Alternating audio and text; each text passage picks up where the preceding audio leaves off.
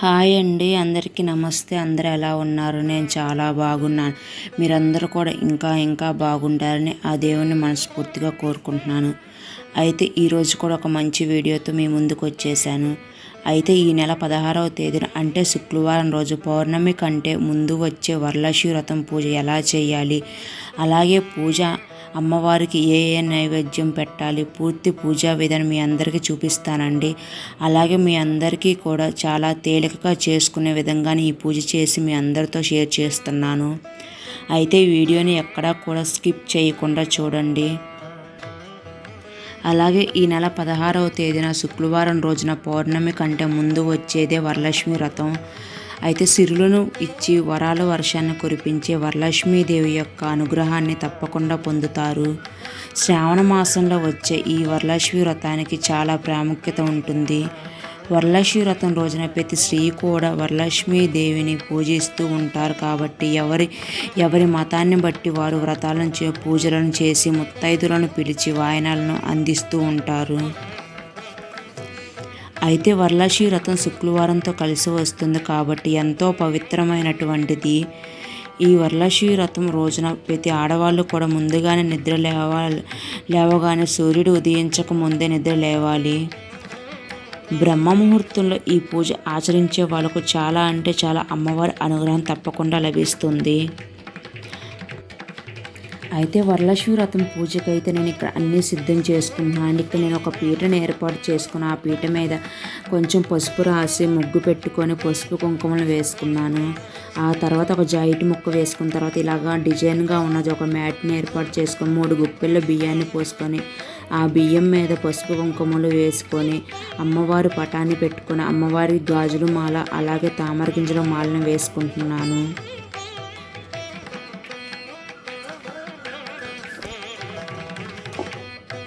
ఈ వ్రతాన్ని ఎవరైనా ఆచరించవచ్చు.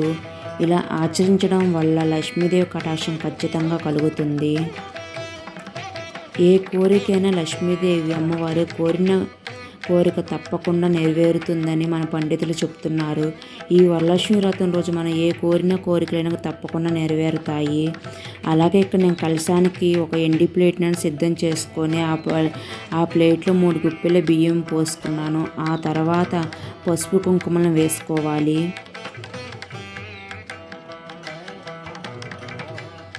అలాగే ఇక్కడ నేను వెండి చెమ్మును అయితే తీసుకున్నాను. మీ దగ్గర వెండి చెమ్ము ఉంటే వెండి చెమ్ము లేదా రాగి చెమ్ము లేదా ఇత్తడి చెమ్ము ఈ మూడిట్లో ఏదైనా తీసుకోవచ్చు. ఇలా చక్కగా గంధం కుంకుమ బొట్లను పెట్టుకొని ఈ చెమ్మును అందంగా అలంకరించుకున్నాను. ఆ తర్వాత శుద్ధ జలాన్ని నింపుకున్నాను. ఈ శుద్ధ జలం అనేది చెమ్ములో సగం పైగా ఉంటే సరిపోతుందండి. అలాగే పసుపు కుంకుమ గంధం వేసుకోవాలండి. ఆ తర్వాత ఒక రూపాయి నాణ్యాన్ని కూడా వేసుకోవాలి. అలాగే ఒకటి వేసుకోవాలి. అలాగే ఇక్కడ మంగళకరమైన వస్తువు లక్ష్మీ గవ్వ అలాగే గోమేత చక్రం వేసుకున్నాను. ఆ తర్వాత నేను ఇక్కడ కొన్ని అక్షింతలు కూడా వేసుకున్నాను. ఆ తర్వాత కొంచెం జవ్వాది పౌడర్ కూడా వేసుకొని ఇలాగా మామిడి ఆకులతో పెట్టుకున్నాను. మామిడి ఆకులు ఉంటే మామిడి ఆకులను పెట్టుకోవచ్చు, లేదా తమలపాకులు 5 తమలపాకులు కానీ లేదా 3 తమలపాకులు అయినా పెట్టుకోవచ్చు. ఆ తర్వాత ఇక్కడ కొబ్బరికాయకు నేను ఇలా కొంచెం పసుపు రాసుకొని నామం బొట్టేసుకున్నాను. నామం బొట్టు పెట్టుకున్న తర్వాత అలాగే జాయిట్ ముక్కకు కూడా నేను ఇక్కడ నామం బొట్టు ఇట్లా గంధంతో రాసుకుంటున్నాను. గంధంతో చక్కగా ఇలా నామాన్ని వేసుకొని అలంకరించుకున్నాను. ఆ తర్వాత ఇక్కడ నేను కొంచెం కుంకుమ కూడా పెట్టేసుకున్నాను. ఈ వరలక్ష్మి వ్రతం రోజు మీకు కలశం పెట్టుకునే ఆనవాయితీ లేకపోతే ఇట్లా మిగతా పూజ అంతా చేసుకొని ఈ ఒక్క కలశాన్ని పెట్టుకోకుండా పూజ చేసుకుంటే సరిపోతుందండి. ఇలా కొబ్బరికాయకి మనం జాయిట్ ముక్కనైతే పెట్టుకోవాలి. ఆ తర్వాత అమ్మవారికి ఇలాగా కలశానికి 5 గాజులను అయితే నేను వేసుకున్నాను ఆ తల్లికి. అలాగే ఇలా గాజులు వేసుకున్న తర్వాత ఇక్కడ నేను అమ్మవారి ఫేస్ని అయితే అలంకరించుకున్నానని మీ దగ్గర ఉంటే పెట్టుకోండి, లేకపోయినా పర్వాలేదు. ఆ తర్వాత ఇట్లాగా అమ్మవారికి ఇలాగ గొలుసు మాలను వేసుకొని చక్కగా అలంకరించుకున్నాను.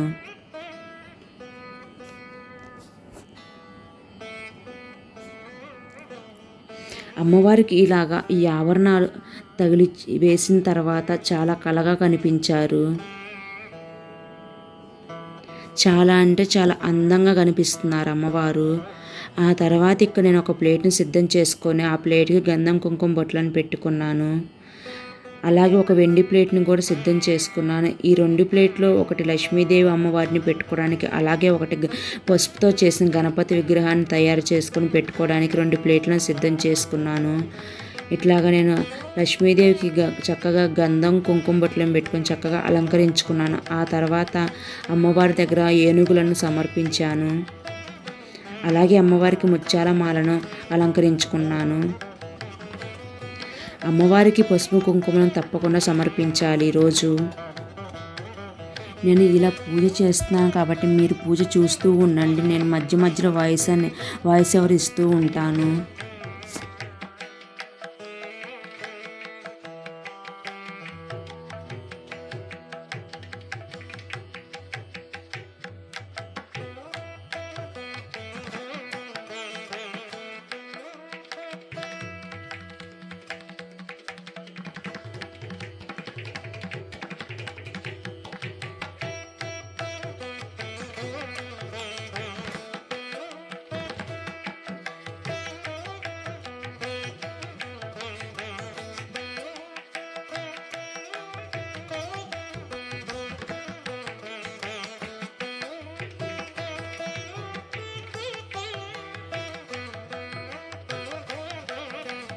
ఇక్కడ తమలపాకును పెట్టుకొని ఆ తమలపాకు కొంచెం గంధం కుంకుమ బొట్లను పెట్టి అలంకరించుకోవాలి.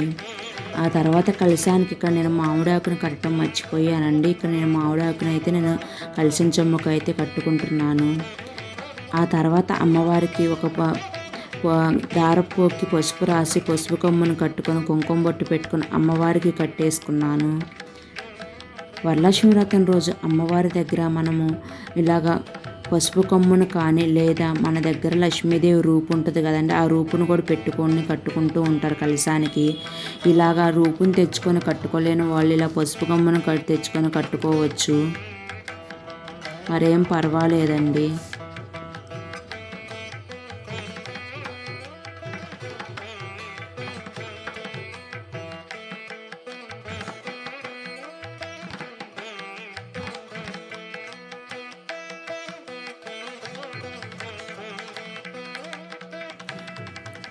ఆ తర్వాత పసుపుతో చేసిన గణపతిని ఏర్పాటు చేసుకోవాలి.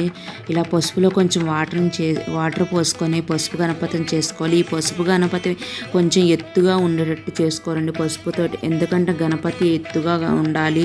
అలాగే గౌరమ్మ అనేది ఎత్తు తక్కువ అంటే హైట్ తక్కువగా ఉండాలి.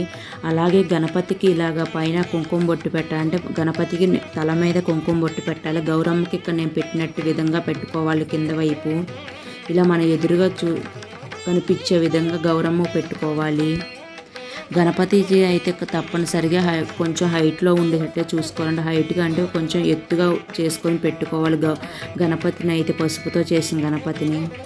ఆ తర్వాత ఈరోజు వరలక్ష్మి వ్రతం రోజు అమ్మవారికి సువాసన పరిమితమైన జాజిమాలతోటి అలంకరించుకున్నాను. అమ్మవారికి ఎంతో ప్రీతికరమైన సువాసన పరిమళమైన పుష్పాలంటే చాలా ఇష్టం కదండి, అందుకని నేను ఇక్కడ విరజాజి పూలను అమ్మవారికి సమర్పించుకున్నాను. వరలక్ష్మి వ్రతం రోజు ఇలా మనం పూజ చేసుకొని ఏమైనా కోరుకుంటే ఆ తల్లి తప్పకుండా నెరవేరుస్తారని చెప్పి మన పండితులు చెప్తున్నారు. అలాగే ఇంట్లో ఏమైనా దోషాలు ఉన్నా కూడా పోయి అదృష్టం అనేది కలిసి వస్తుంది. వరలక్ష్మి వ్రతం పూజ చేసేటప్పుడు భక్తి శ్రద్ధలతో చేసుకొని ఉండాలి. ఇలా మనం భక్తి శ్రద్ధలతో పూజ చేసినట్లయితే అమ్మవారి అనుగ్రహం తప్పకుండా లభిస్తాయి. అలాగే అమ్మవారి అనుగ్రహంతో పాటు అష్టైశ్వర్యాలు సిరి సంపదలు ఈరోజు కలుగుతాయని మన పండితులు చెప్తున్నారు.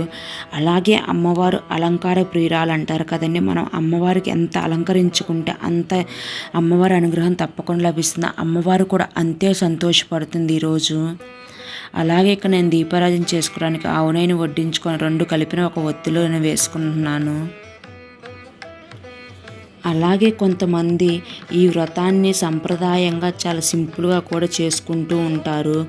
ఉన్న దాంట్లోనే భక్తి శ్రద్ధగా కూడా ఆచరించవచ్చు. అంతేకాకుండా తాంబూలాల్లో కూడా మన స్తోమతకి తగ్గట్టు తాంబూలం ఇవ్వచ్చు. అంటే తాంబూలంలో 2 తమలపాకులు, 2 వక్కలు, పసుపు, కుంకుమ, పూలు, గాజులు, అలానే జాకెట్ ముక్క పెట్టి తాంబూలం ఇవ్వాల్సి ఉంటుంది మన ముత్తైదులకి.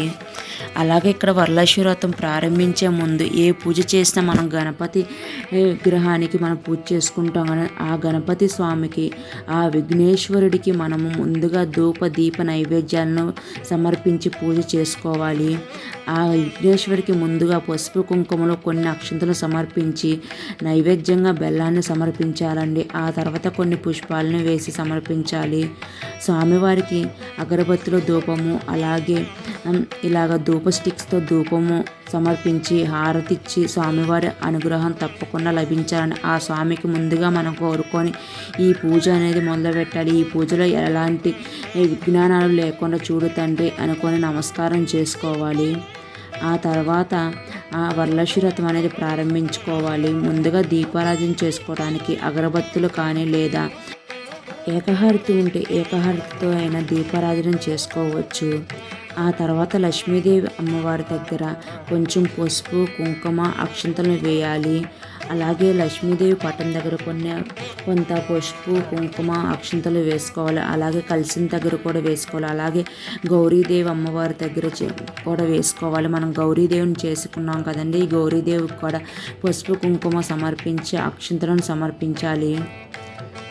అలాగే మనం దీపారాధన చేసిన దీపారాధన కుందుల దగ్గర కూడా కొన్ని అక్షంతలను వేసుకొని సమర్పించుకోవాలి. అలాగే ఇక్కడ అమ్మవారికి నేను ఇక్కడ చీరని సమర్పించాను. మీ దగ్గర చీర ఉంటే చీర సమర్పించండి, లేదా జాకెట్ ముక్కలనైనా పెట్టుకొని అమ్మవారి దగ్గర పూజ చేసుకోవచ్చు. ఈ చీర మీద జాకెట్ ముక్క అలాగే తాంబూలాన్ని పెట్టుకున్నాను. అలాగే కొన్ని శనగలను కూడా వేసుకున్నానండి. అమ్మవారికి శనగలను కూడా మనం ఇంటికి వచ్చిన ముత్తైదులకు ఎలాగా వాయనంగా ఇస్తున్నామో అలాగే అమ్మవారికి కూడా మనము అలాగే వాయనంగా ముందు అమ్మవారికి సమర్పించాలి.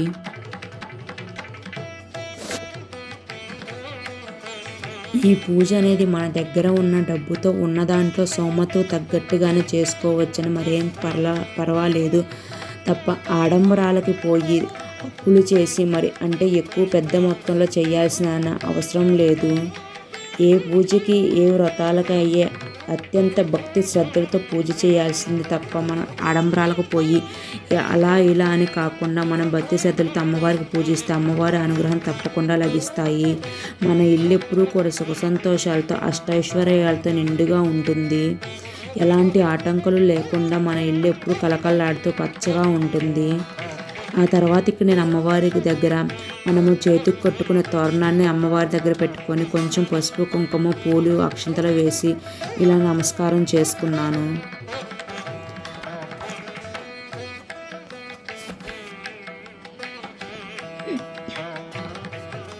అలాగే ఈ వరలక్ష్మి వ్రతం రోజున మనం ఉపవాసం తప్పకుండా ఉండాలండి. ఇలా పాటించడం వల్ల దానితో పాటు ఈ రోజున మనం తినే పదార్థాల్లో కూడా ఉల్లిపాయ, వెల్లుల్లి లేకుండా చూసుకోండి. ఈరోజు ఇవి తినకూడదు కాబట్టి.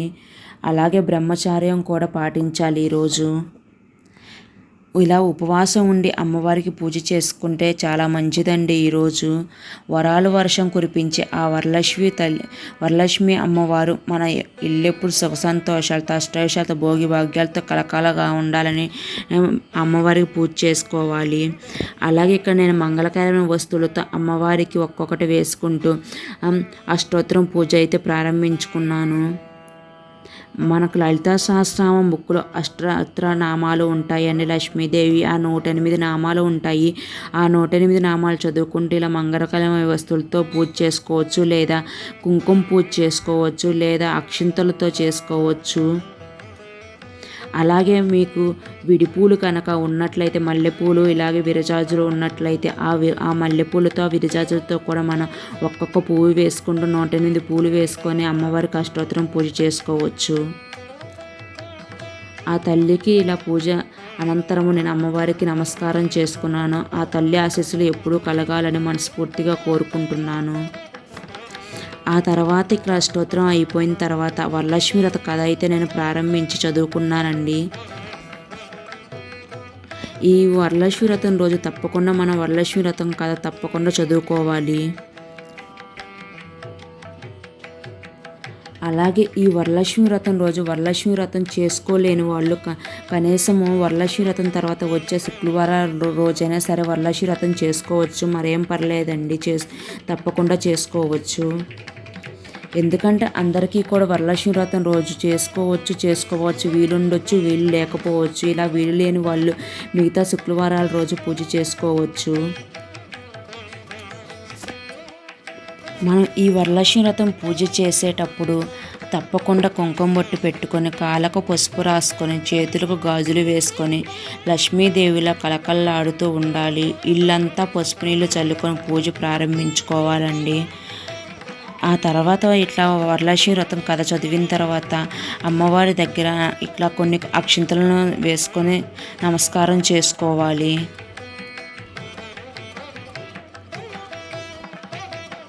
ఈ పూజ అనేది పూజ గదిలో కానీ సపరేట్గా కానీ పీట పెట్టుకొని చేసుకోవచ్చు. ఇక్కడ నేను సపరేట్గా పీట పెట్టుకొని చేసుకొని చూపిస్తున్నానని మీకు, ఎందుకంటే నా పూజా గదిలో అంత ప్లేస్ లేదు కాబట్టి.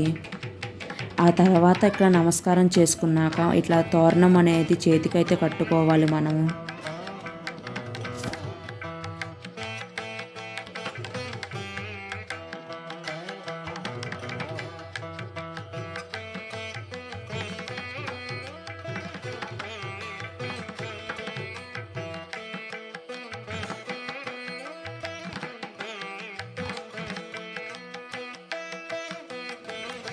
అలాగే వరలక్ష్మి వ్రతం రోజు మన స్తోమతికి తగ్గట్టు మనం అమ్మవారికి నైవేద్యాన్ని సమర్పించవచ్చు, పండ్లను సమర్పించవచ్చు. అలాగే గారెలు, బూరెలు, పులిహారము ఇలా నేను అన్ని నైవేద్యాలను చేసుకొని అమ్మవారికి ఈ వరలక్ష్మి వ్రతం రోజు సమర్పించాను. ఒక విషయం అండి, వరలక్ష్మి వ్రతం రోజు శనగలను మాత్రం తప్పకుండా అమ్మవారికి నైవేద్యంగా పెట్టండి. ఈ నెల రోజులు కూడా ఎన్ని శుక్రవారాలు వస్తాయి అన్ని శుక్రవారాలు కూడా అమ్మవారికి నైవేద్యంగా సమర్పించాలి. అలాగే నేను ఇక్కడ పానకం, వడపప్పును కూడా అమ్మవారికి సమర్పించాను. ఇలా అన్నీ అమ్మవారికి ఇలా సమర్పించి ధూప దీప నైవేద్యాలన్నీ స్వామివారికి, అమ్మవారికి ఇలాగా అన్నీ సమర్పించుకున్నాను. ఆ తర్వాత అమ్మవారికి ఒక కొబ్బరికాయను కూడా కొట్టుకున్నానండి. ఇక్కడ మీకు కనుక ఈ వీడియో నచ్చినట్లయితే ప్లీజ్ ఒక లైక్ చేయండి, అలాగే సబ్స్క్రైబ్ చేసుకోండి. కొత్తగా మన ఛానల్ని ఎవరైనా ఫాలో అవుతున్న వాళ్ళు తప్పకుండా లైక్ చేసి షేర్ చేసి ప్లీజ్ సబ్స్క్రైబ్ చేసుకోండి. ఇలా లైక్ చేయటం వల్ల మరొక 10 మందికి ఈ వీడియో అనేది యూజ్ అవుతుంది. అలాగే మీరు సబ్స్క్రైబ్ చేసుకోవటం వల్ల మరిన్ని వీడియోలు మీకు నోటిఫికేషన్ ద్వారా వస్తాయి. మీరు సపోర్ట్ చేస్తూ ఉంటే మరిన్ని వీడియోలు నాకు చేసి పెట్టాలనిపిస్తూ ఉంటుంది. అలాగే అమ్మవారికి ధూప దీప నైవేద్యాలన్నీ సమర్పించుకుంటున్నాను. అలాగే నేను ఈ వరలక్ష్మి వ్రతం అనేది మీ అందరికీ నేను ముందుగానే చేసి మీ అందరికీ ఉపయోగపడుతుందని మీ అందరితో షేర్ చేసుకుంటున్నానండి. మీకు కూడా ఎంతో కొంత యూజ్ అవుతుందని నేను అనుకుంటున్నాను.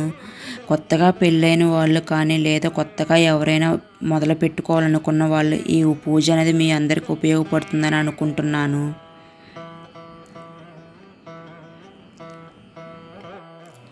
థ్యాంక్ యూ ఫర్ వాచింగ్ అండి. బాయ్. మరొక వీడియోతో మీ ముందుకు వస్తాను.